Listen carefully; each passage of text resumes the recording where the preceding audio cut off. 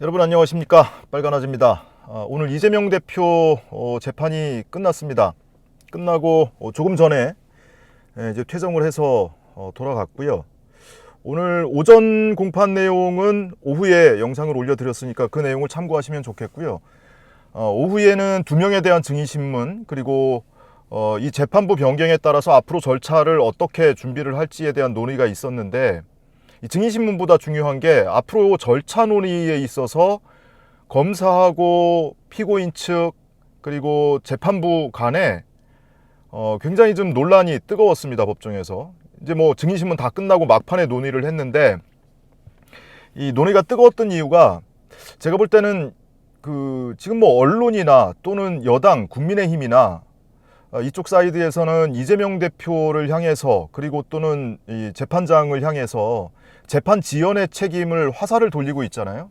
그래서 일부러 재판을 지연하려고 하는 거다, 이런 프레임을 굉장히 강화를 하고 있는데, 그에 부응하듯이 이 검사들이 뭔가 미션을 갖고 나온 것 같아요.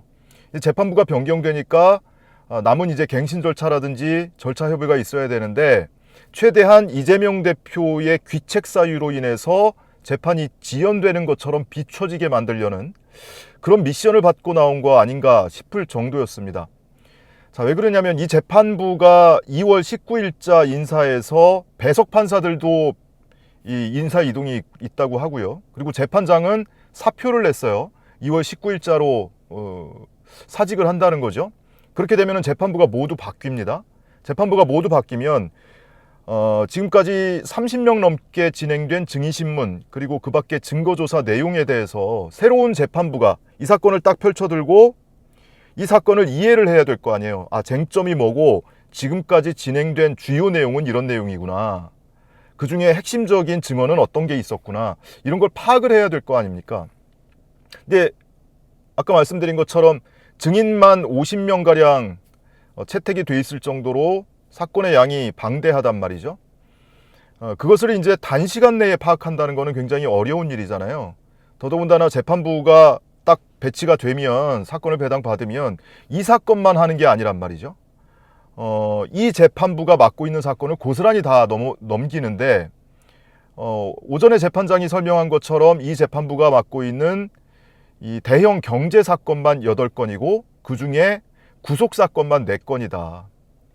그러면 그 사건과 이 사건을 모두 다 파악을 하려면 시간이 좀 필요한 거죠. 그래서 재판부가 변경된 이후에 갱신 절차를 밟게 되는데, 그 갱신 절차에 대해서 논의를 했어요. 검사는 하루 오전만 잡아서, 오전이면 2시간이거든요. 기껏해야. 그러니까 2시간 동안에 검찰과 변호인의 갱신 절차를 다 마치자라는 거예요. 지난번에 그런 협의를 했대요. 지난번이라고 하면은 한 달 전 공판이죠.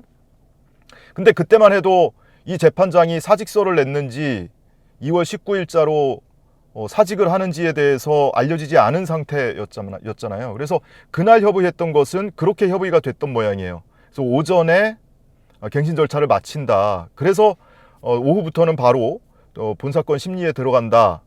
이렇게 협의를 마쳤던 모양인데, 그 사이에 변화된 것이 재판장이 사직을 하게 되고, 그리고 이제 배석 판사들도 다 자리 이동을 하게 된다.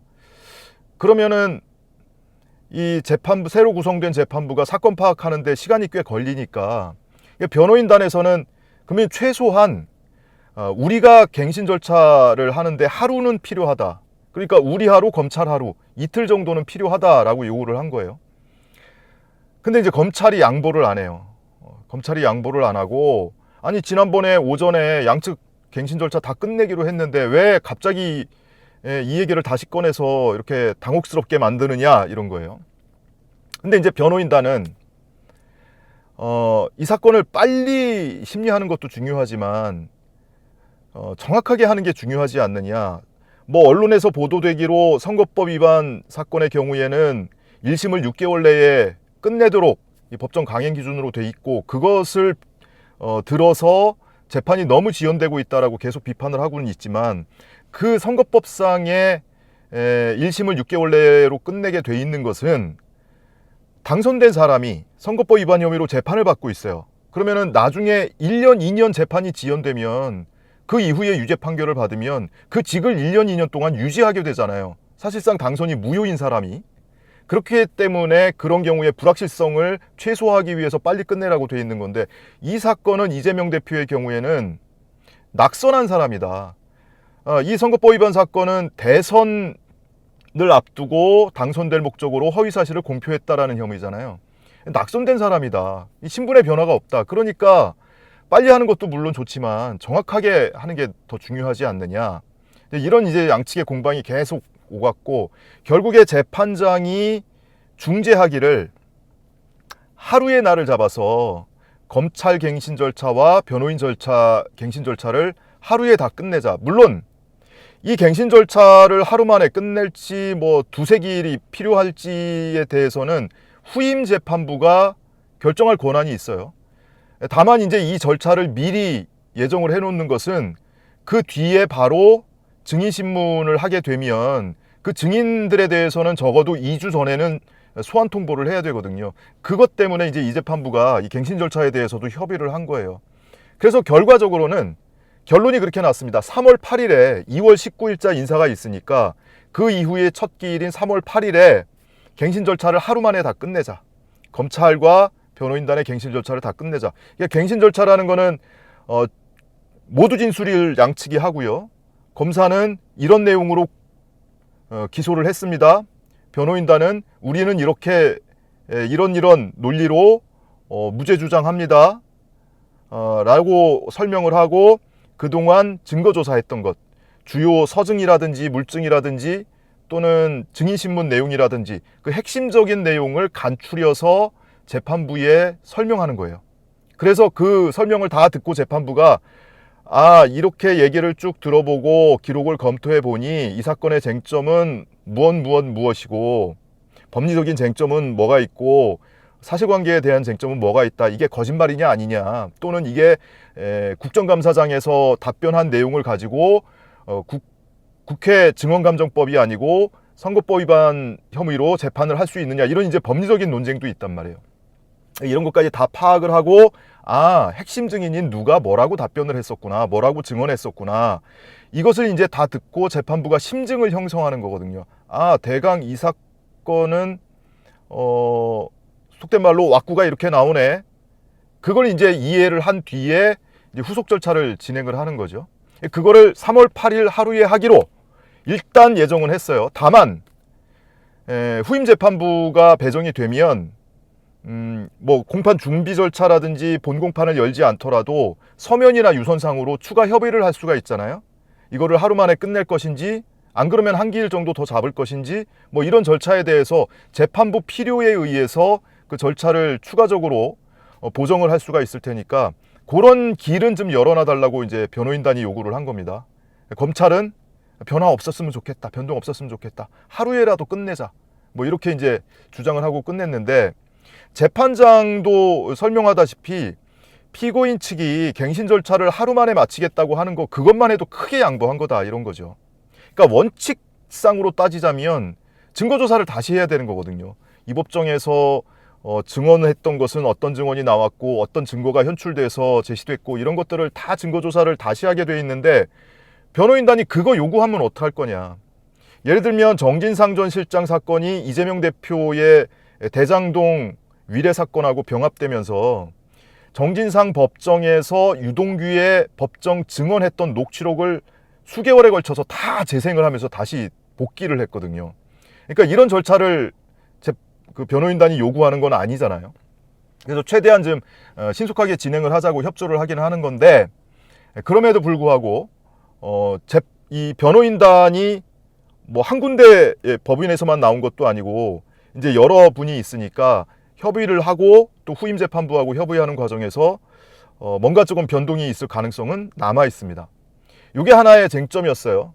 말씀드린 것처럼 검찰은 이 재판부가 설명하듯이 이 사건은 어차피 총선 전에 선고는 불가능한 사건이에요. 사건의 이 양 그리고 증인의 숫자를 봤을 때 애시당초 총선 전에 1심 선고는 불가능한 사건이었단 말이죠. 그럼에도 불구하고 어차피 대법원까지 가야 될 사건인데 이거를 굳이 한 기일 또는 반 기일을 당기는 게 무슨 큰 의미가 있는 건지 잘 모르겠어요. 그러니까 검찰이 이재명 대표가 안팎으로 지금 재판 지연에 대한 어떤 프레임이 씌워져서 지속적으로 공격을 받고 있고, 여당에서 그거를 계속 얘기를 하고 있죠. 이 재판장을 향해서도 법관인지 뭐 의문이 든다, 재판 지연에 무슨 혁혁하게 기여하고 있다, 이런 식으로 비난을 하고 있으니까 검찰에서 그거를 더 강화를 하려고 그러는 것 같아요.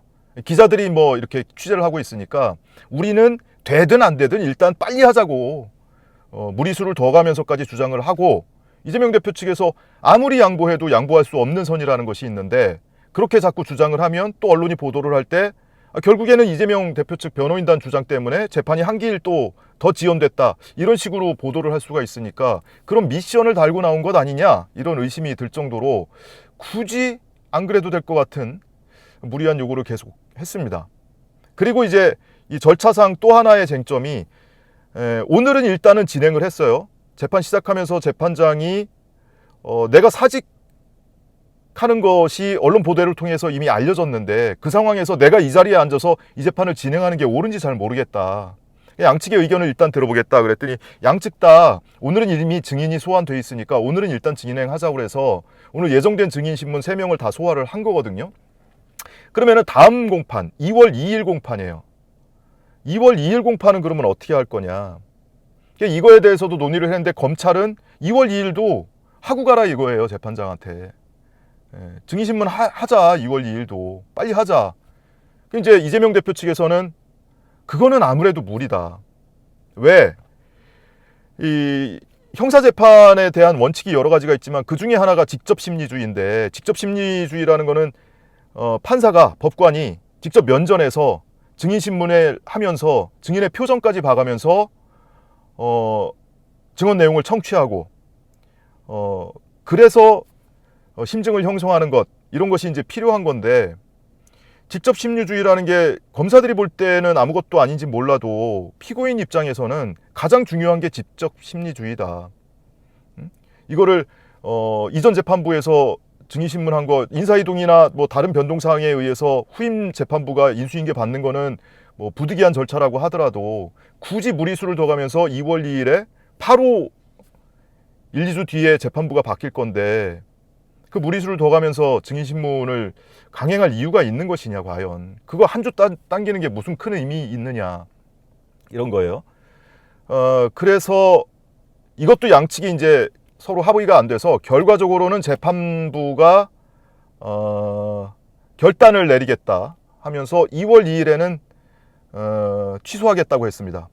그래서 2주 뒤에 예정되어 있는 2월 2일 공판은 취소가 됐고요. 그러면은 2월 중순에 재판부 변경되고 3월 8일에 후임 재판부가 첫 번째 공판을 진행하면서 갱신 절차를 밟게 된다. 그리고 그 2주 뒤에 있는 3월 22일 공판에는 2월 2일에 예정돼 있던 증인에 대한 소환장을 3월 22일에 출석을 하라고 이제 보내겠다고 했습니다. 6일까지가 이제 오늘 재판 말미에 치열하게 공방을 벌였던 내용이고요. 결론은 아무튼 그렇습니다. 검찰이 미션을 달고 나온 것 같다. 이재명 대표 그리고 이 재판장에게 공격의 화살이 돌아가게끔 재판 지연 프레임을 강화하려고 좀 무리한 주장을 하면서 그렇게 프레임을 잡고 나왔구나, 뭐 이런 생각이 들 정도였습니다. 그리고 증인신문 내용은 오늘 3명의 증인 중에는 그나마 내용이 있던 증인은 오전 증인이에요. 오전 증인 신문에 대해서는 오후에 영상을 올려드렸으니까 그 내용을 참고하시면 좋을 것 같고요. 오후에는 성남시 도시계획과 주무관, 그러니까 식품연구원이 지방으로 이전하기 위해서 성남에 있는 백현동 식품연구원 부지를 민간 매각을 해야 되는데 이게 잘 안 팔린단 말이죠. 사업성이 안 나오니까 안 팔리는 거예요. 그래서 용도 변경을 해서 아파트도 지을 수 있게 하고, 그렇게 용도 변경을 해서 사업성을 높여서 팔려고 했던 거란 말이죠. 근데 용도 변경의 권한은 지자체에 있어요. 성남시에 있었던 거예요. 근데 이 사업을 지방 공공기관 지방 이전 사업을 추진하던 것은 정부 사업이잖아요. 그러니까 국토부가 계속 나서서 식품연구원하고 뭐 거의 비슷한 시기에 서로 공문 보내면서 식품연구원에서는 용도 변경 해주세요. 국토부에서는 얘들이 원하는 거 빨리 해주세요. 용도 변경 빨리 해주세요. 협조해주세요. 지원해주세요. 적극적으로 협조해주세요. 이런 식으로 반복적으로 공문을 보냈단 말이죠. 그 과정에서 이 도시기본계획에 위배되지 않는지를 검토하는 업무를 했던 도시계획과 당시 주무관이 증인으로 출석을 했고, 세 번째 증인은 그 당시에 성남시에 공문을 보냈던 국토부 종전부동산 기획과 사무관이 오늘 증인으로 출석을 했는데요. 이 두 명에 대한 증언은 별로 내용이 없어요. 근데 저는 그 세부적인 내용보다 이 국토부하고 식품연구원하고 정바울 아시아디벨로퍼 대표 등 민간업자들하고 얘들끼리 뭔가 좀 짜웅이 있었던 것 같다라는 의심이 지금 강하게 있잖아요.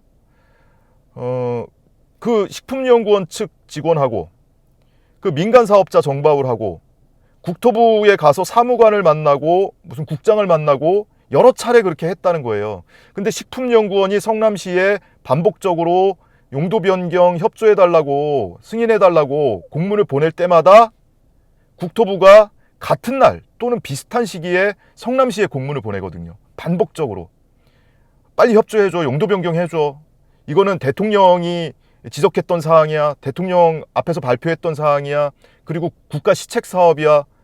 뭐 이런 내용을 넣어가면서 반복적으로 보냈고, 식품연구원에서도 뭐 혁신도시 특별법에 따를 근거 조항으로 들면서 용도 변경해달라고 하고, 그러니까 혁신도시 특별법의 근거 조항이라는 거는 지자체가 의무적으로 협조해야 되는 그런 조항을 공문에다가 넣었던 거예요.